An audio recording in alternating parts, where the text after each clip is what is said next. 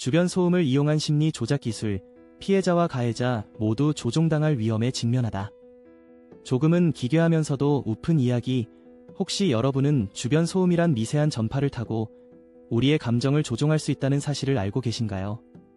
요즘 사회에 만연한 조직 스토킹, 그 불행한 피해자들은 물론 그 이면에 있는 가해자들도 사실 역설적으로 괴롭힘의 구조에 조종당하고 있다는 점에서 더욱 황당한 상황을 연출하고 있습니다.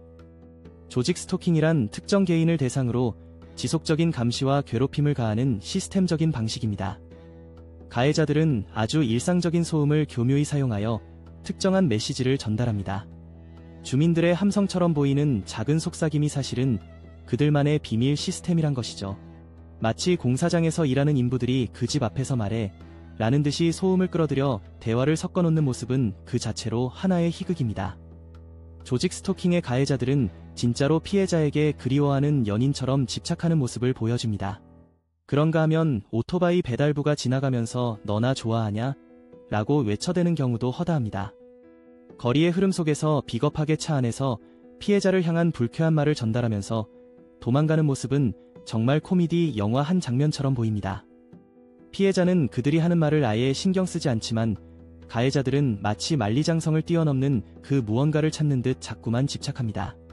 마음속으로 우리의 관계는 특별해 라고 선언하는 모습은 그래서 한편으로는 웃음이 나오기도 하지요. 이런 인형놀이를 하듯이 가해자들은 끊임없는 소음을 통해 심리적 압박을 가하는데, 여기서 웃기고도 기괴한 점은 그들 자체도 이 모든 것을 조종당하고 있다는 것입니다.